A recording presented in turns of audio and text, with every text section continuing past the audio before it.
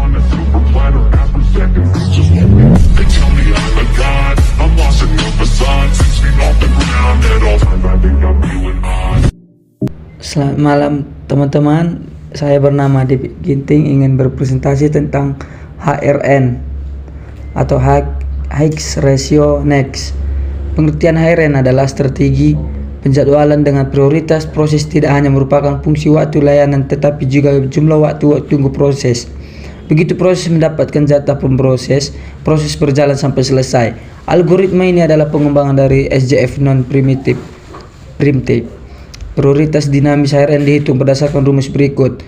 Prioritas sama dengan waktu tunggu ditambah waktu layanan atau waktu layanan. Karena waktu layanan muncul sebagai pembagi, maka proses lebih pendek mempunyai prioritas yang lebih baik. Karena waktu tunggu sebagai pembilang, maka pemproses yang dapat menunggu lebih lama juga mempunyai kesempatan lebih bagus untuk memperoleh layanan pemproses. Disebut HRN karena waktu tunggu ditambah waktu layanan adalah waktu tanggap, yang berarti waktu tanggap tertinggi yang harus dilayani. Sifat HRN 1. Non-preemptive. Jika ada proses CPU telah dialokasikan untuk sebuah proses, maka tidak dapat diberhentikan sampai proses tersebut selesai. 2. Prioritas dinamis. Merupakan mekanisme menanggapi perubahan lingkungan sistem operasi. Prioritas awal yang diberikan ke proses mungkin hanya berumus pendek, disesuaikan ke nilai yang lebih tepat sesuai dengan lingkungan. Kelebihan dan kelemahan HRN.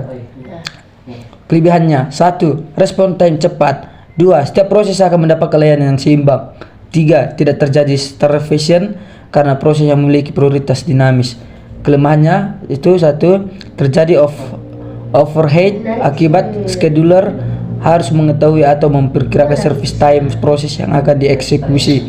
Contoh kasus, terdapat sekumpulan proses A, B, C, D yang memiliki saat tiba berturut-turut 9.200,9.05,9.45, 9.20 dengan lama proses berturut-turut 20,15,525.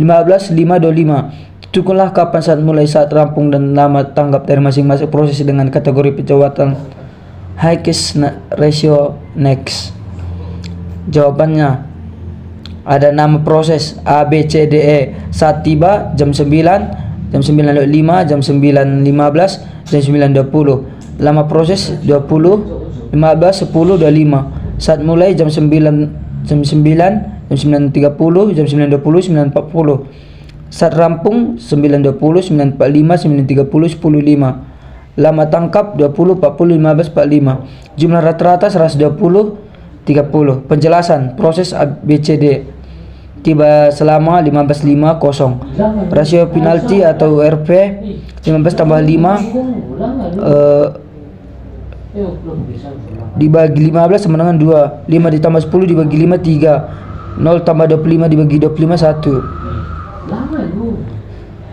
Penjelasan kasus ini dengan menggunakan tabel rasio penalti atau RP adalah satu tabel untuk suatu proses. Proses A lebih dahulu dikerjakan karena lebih dahulu tiba dari proses lainnya atau jam 9, yaitu jam 9, jam 9.20. Setelah A selesai, proses B, C, dan D telah tiba, maka perlu kita hitung rasio penalti untuk proses B, C, D. Proses A tidak memiliki penalti, rasio penalti atau RP sama dengan 0 karena pada saat tiba proses A langsung dikerjakan oleh prosesor. Rasio penalti atau RP untuk proses BCD adalah proses BCD tiba selama 15.50. Rasio penalti 15 ditambah 15 bagi 5 2, 5 tambah 10 bagi 5 3, 0 tambah 25 dibagi 25 sama dengan 1. Berdasarkan tabel di atas, maka tiba selama-sama dengan waktu sia-sia dihitung dari saat selesai proses A dikurangi pada saat tiba masing-masing. Atau misalkan proses C waktu sia-sianya adalah 9.20 dikurangi 9.15 sama dengan 5, dan proses B waktu sisanya adalah 9.20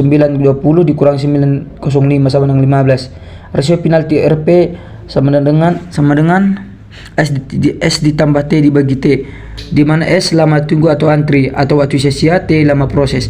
Dari ketiga proses C yang memiliki rasio penalti tertinggi, sehingga proses C yang dikerjakan setelah A. Setelah proses C dikerjakan, maka tabel di atas sudah tidak berlaku lagi karena waktu sia-sia dari dua proses sisanya adalah berbeda atau mengacu pada selesai atau rampung proses C, yaitu 9.30, sehingga perlu dibuatkan tabel baru.